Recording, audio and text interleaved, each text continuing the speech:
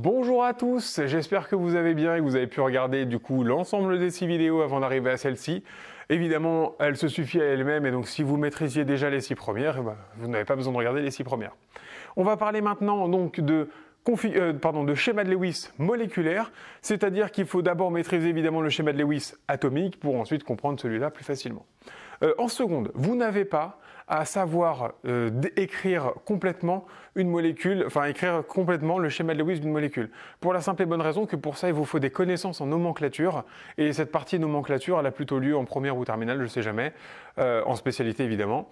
Donc c'est quelque chose que on ne peut pas vous demander en seconde. Par contre, ce qu'on peut vous demander en seconde, c'est vous donner une molécule, vous donner son schéma de Lewis, et vous devez nous dire si éventuellement, si cette molécule est bien écrite ou si à l'inverse, il y a des choses qui manquent ou des choses en trop. Donc je vais vous donner des molécules ici et on va regarder petit à petit ce qui va pas dans les molécules. Donc ce sera une vidéo un petit peu exercice entre guillemets. Évidemment, juste avant, je vous rappelle 2-3 petites choses qui nous permettront de comprendre un petit peu plus en détail tout ça, avec des molécules très simples. Je vais juste partir du principe que vous savez faire parfaitement les schémas de Lewis atomiques et donc du coup vous rappelez que le carbone, c'est 4 liaisons possibles parce que 4 électrons célibataires. L'oxygène, c'est 2 électrons célibataires et 2 doublés non liants. L'azote, c'est un doublé non liant et 3 électrons célibataires. L'hydrogène, un petit peu particulier, un seul électron célibataire, rien de plus. Et déjà, pour commencer, on est pas mal. Là, on a les atomes de base pour tout ce qui est chimie organique. Il manquerait éventuellement le soufre, mais globalement, vous avez un petit peu tout ce qui est nécessaire à la vie ici. C'est parti. Alors, la molécule d'eau, H2O, finalement, elle est assez facile à comprendre puisque l'oxygène, il peut faire 2 liaisons. 2 électrons célibataires impliquent potentiellement 2 liaisons. Chaque électron célibataire va pouvoir être mis en commun avec un autre électron célibataire pour former une liaison chimique. Cette liaison chimique, on appelle très souvent ça d'ailleurs une liaison covalente. Évidemment, cette liaison, elle peut être aussi ionique. Il y a plusieurs types de liaisons chimiques par force plus ou moins croissante, c'est-à-dire que la liaison covalente, c'est généralement la plus forte. Évidemment, il y a la double liaison covalente qui est encore plus forte, je vais vous expliquer ça juste après.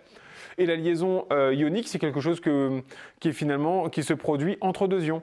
Na+, qui va aller se lier avec Cl- par une du coup force électrostatique, et du coup ça crée une liaison ionique qui est assez facile à casser. Maintenant, évidemment, il y a des liaisons qui sont très difficiles à casser, et c'est justement ce que je vais essayer de vous expliquer maintenant. Alors l'oxygène va pouvoir se lier avec un hydrogène et un autre hydrogène pour former du coup la molécule d'H2O. Souvent d'ailleurs, on aura tendance à l'écrire comme ceci, pour la simple et bonne raison qu'en fait la molécule d'eau est une molécule qui est vraiment coudée en fait. C'est une molécule qui dans l'espace est coudée. Donc si vous la faites en ligne, elle n'aurait pas les mêmes propriétés physiques que si on la fait en coudée comme ceci. Là, on crée ce qu'on appelle une polarité, et ici, elle serait apolaire.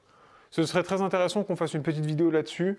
C'est pas du niveau seconde, donc ce serait plutôt pour votre culture scientifique. Peut-être que je pointerai ça comme quelque chose de hors sujet.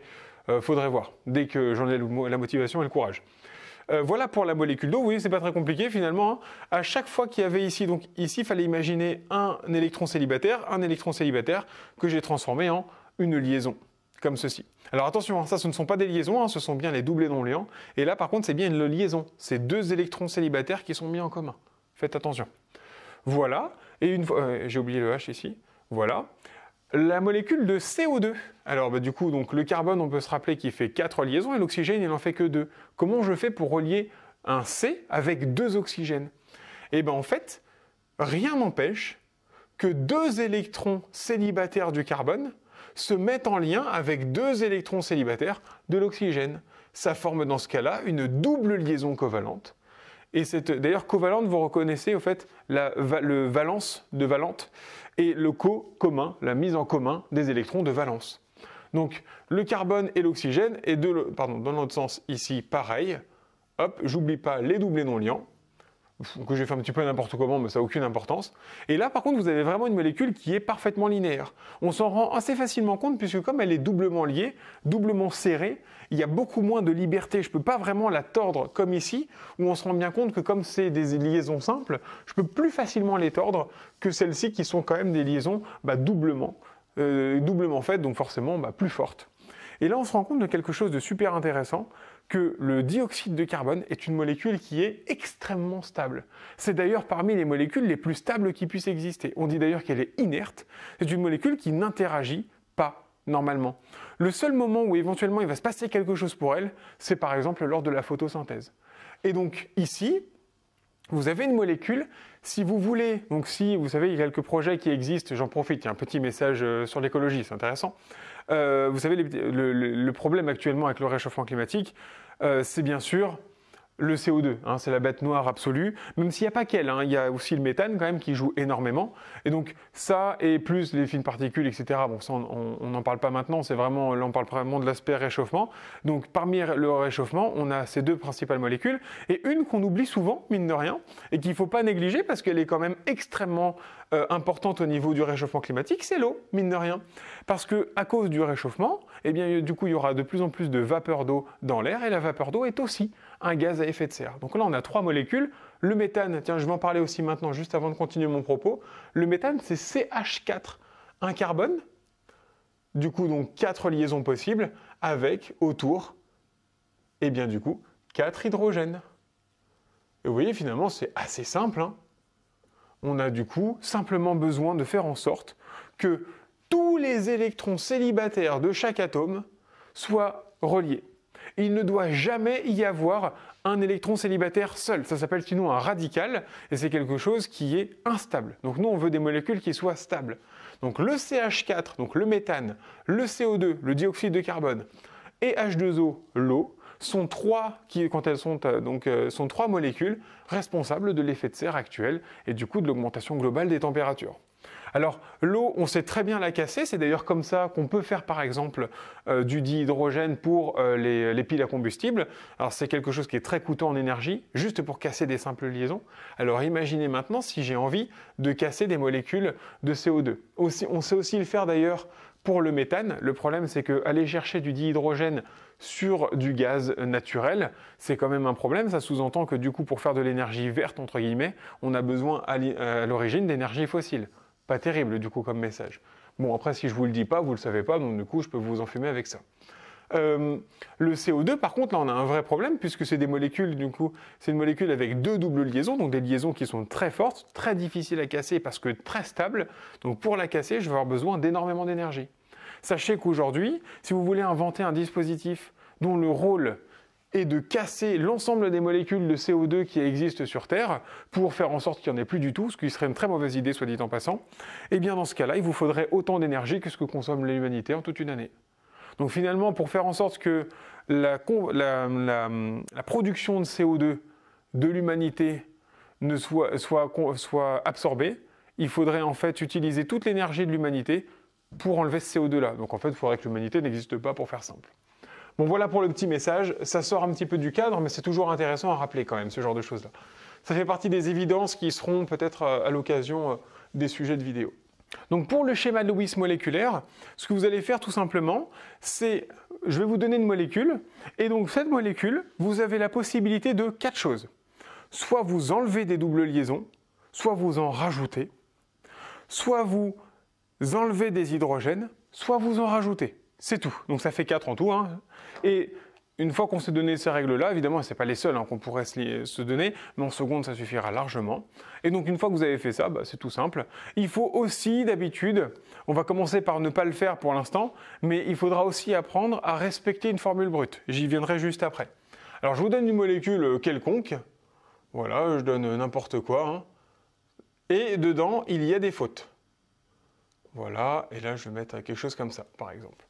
Et dedans, il y a des fautes. Alors on va vite les repérer, et donc quand il y a une faute, je me pose la question, est-ce qu'il manque des choses, est-ce qu'il faut que je rajoute des choses? S'il faut que je rajoute des choses, je peux rajouter des liaisons hydrogène ou rajouter des doubles liaisons, et si à l'inverse il faut que j'en enlève, soit j'enlève des hydrogènes, soit j'enlève des liaisons, tout simplement. Regardons, alors je sais qu'on a l'habitude de faire ça, c'est pas forcément une bonne idée, mais faisons-le quand même.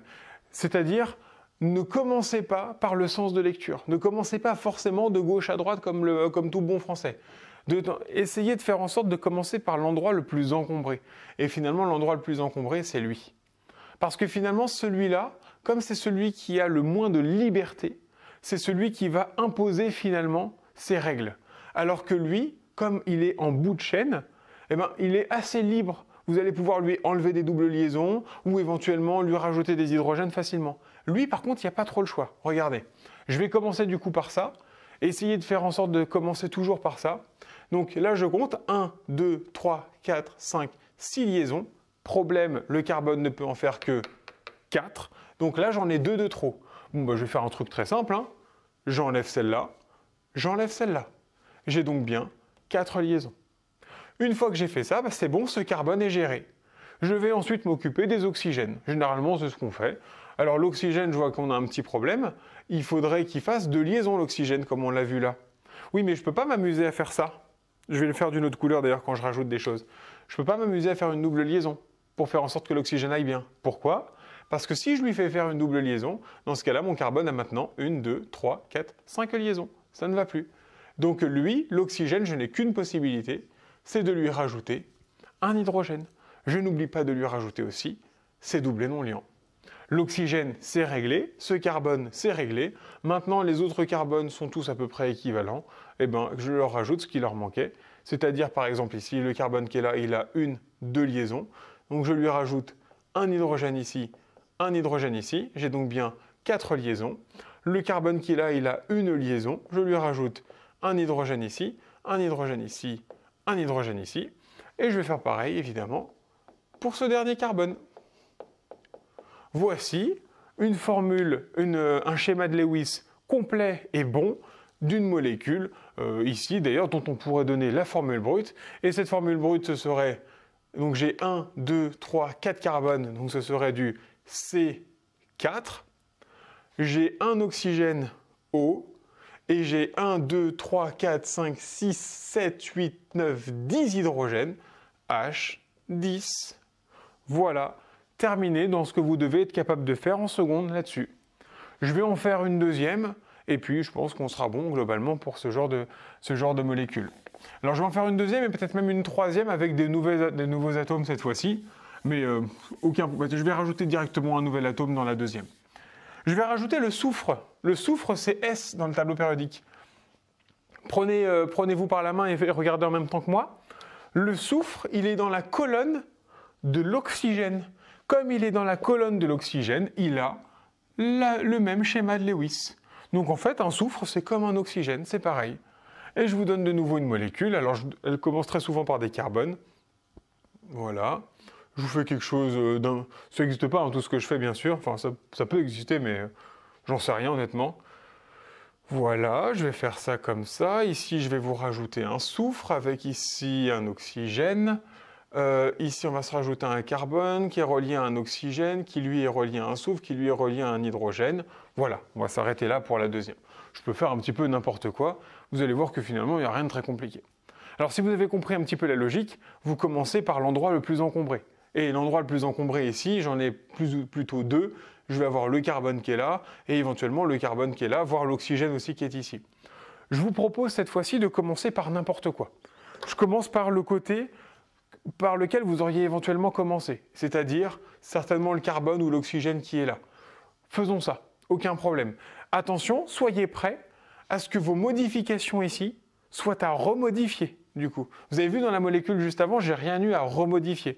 Il est possible que là, je fasse des modifications, et que je fasse des modifications, et quand j'arrive là, les modifications que je vais faire ici vont m'entraîner des modifications ici. Ça peut arriver. Pas de panique, hein, vous faites ça au crayon à papier dans un premier temps, ça vous prend un petit peu plus de temps que si dès le début vous vous étiez dit « tiens, je vais commencer par les endroits les plus encombrés ». Qui dit endroits les plus encombrés dit endroit où il y a le plus de liaisons, finalement. Donc, c'est un conseil que je vous donne. Mais allez, je commence ici comme n'importe quel débutant.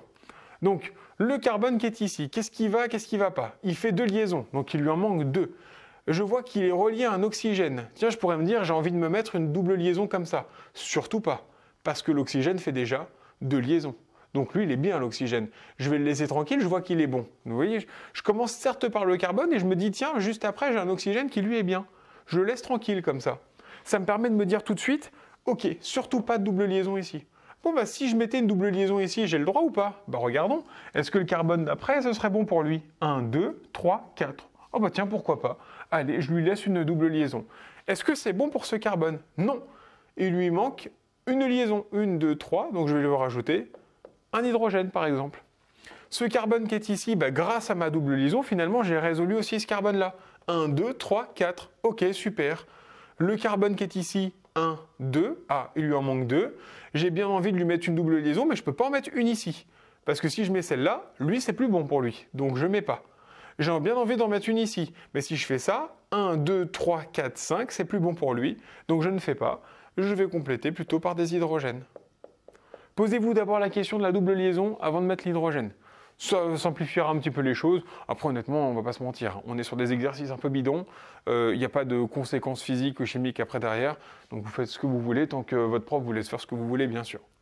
Voilà. Ensuite, maintenant que j'ai fait lui, je vais continuer. Je vais faire ce carbone-là. 1, 2, 3, 4. Tiens, le carbone est déjà bien réglé. L'oxygène qui est ici. Ah, il y a quelque chose qui ne va pas. 1, 2, 3. Il n'est pas censé faire ces 3 liaisons. J'ai 2 possibilités, comme je vous l'ai dit, parmi les 4 que je vous ai laissés. Je peux potentiellement enlever cet hydrogène qui est ici. Voilà. Qu'est-ce que j'aurais aussi pu faire? Enlever cette double liaison. Et à la place, du coup, par contre, j'aurais dû mettre un hydrogène en sortie du carbone qui est ici. C'était une possibilité. L'oxygène qui est ici, c'est bon, il lui manque juste ces doublés non liants. Le carbone qui est ici maintenant, 1, 2, 3, 4, 5, 6. Là, ça ne va pas du tout. Alors, j'ai surtout envie de lui enlever des choses. Donc là, attention, hein, j'enlève pas des liaisons simples, hein, surtout pas. Si j'enlève ça, je déconnecte ma molécule. On n'est pas bon. Donc, je vais enlever, bien sûr, les doubles liaisons. Donc, ces deux-là. Et là, maintenant, on est bon. 1, 2, 3, 4. C'est OK. Le soufre qui est ici, j'ai un petit problème parce que le soufre est censé faire 2 liaisons. Il n'en fait qu'une. Donc, je vais lui rajouter un hydrogène. Je n'oublie pas ces doublés non liants. Je fais bien évidemment pareil pour l'oxygène puisque c'est la même famille. Voilà. Le soufre qui est ici fait déjà maintenant 2 liaisons. OK, il lui manque juste ces doublés non liants. Et voilà, c'est OK pour ma molécule. Et voilà pour le deuxième exemple. Vous voyez finalement, ah oui, pardon, il me faut maintenant la formule brute. Alors la formule brute, c'est parti. 1, 2, 3, 4, 5 carbones. C'est donc du C5. 1, 2, 3 oxygènes, O3. 1, 2 soufre, S2. Et ensuite, 1, 2, 3, 4, 5, 6, donc H6. Voilà, tout simplement. Vous voyez, il n'y a pas besoin de savoir faire grand-chose finalement, c'est un petit jeu, un petit peu de logique. Alors oui, effectivement, la grosse question c'est est-ce que vous êtes capable d'avoir cette logique? Donc là, ça fait partie des choses malheureusement, comme dans la vidéo sur la relativité, que je ne peux pas vous expliquer plus davantage finalement. Donc là, le seul moyen, c'est que vous fassiez vous-même vos molécules. Hein. J'ai rien appris par cœur. Hein. C'est-à-dire que les molécules, je les ai écrites un peu comme ça venait. Alors évidemment, j'ai fait quand même en sorte que ce soit des choses où il n'y ait pas trop de modifications à faire, et je vais prévu un petit peu quelques coups, mais globalement, vous prenez vous créez n'importe quoi, et vous essayez de faire en sorte que la molécule devienne bonne, et du coup, vous écrivez ensuite sa formule brute, et c'est gagné, tout simplement. Voilà qui conclut du coup cette série de vidéos. J'espère avoir été assez clair. Vous voyez, j'espère en tout cas que vous avez bien compris avec cette vidéo que finalement tout le chapitre sur la configuration électronique, c'est quelque chose de très facile. J'en viens juste à la conclusion finale de tout ça, qui est l'utilité. L'utilité de ce genre de choses, c'est que quand vous voyez des doubles liaisons, faut voir, un chimiste organicien va voir potentiellement une liaison à prendre, c'est-à-dire une liaison qui pourrait être utilisée pour réagir avec autre chose. Quand il voit un doublé non liant, il voit par exemple aussi pareil quelque chose qui pourrait être utilisé pour une liaison. Mais il voit aussi autre chose, il voit l'encombrement. Quand un atome est très encombré, ça veut dire que potentiellement, même s'il est assez réactif avec son environnement, il sera très peu réactif avec une autre molécule. Je peux vous dire tout de suite que ce carbone a priori va très certainement ne jamais réagir avec quoi que ce soit, car il est trop encombré avec les autres. Alors que par contre, vous voyez, cet hydrogène qui est ici, très facilement, il pourra être enlevé. Il est vraiment à l'extérieur de la molécule. Mais cet hydrogène qui est ici, il l'est moins. Il est encombré parce qu'il a un oxygène qui est proche, un carbone qui est proche, un carbone qui est proche. Alors que l'hydrogène ici, vous voyez, il n'a pas tout ça. Hein, il n'a que le soufre qui est à côté, éventuellement l'oxygène pas loin. Mais c'est tout. L'hydrogène qui est là, pareil, il sera facile à enlever. Etc., etc. Donc ça, bon, je ne vais pas rentrer dans le détail, on arrive dans des choses qui sont vraiment plus du ressort de la chimie organique, c'est une chimie qui est passionnante, hein, mais c'est une chimie qui devient un petit peu plus compliquée parce qu'il faut connaître beaucoup de mécanismes. Mais en tout cas, si vous allez en médecine plus tard, ça, vous allez en manger tous les matins. Donc évidemment, il faudra être bon. Vous voyez que finalement, c'est qu'un petit jeu avec un petit peu de logique et terminé. Voilà, j'espère avoir démystifié un petit peu tout ça et vous avoir fait comprendre que ce n'était pas si difficile que ça.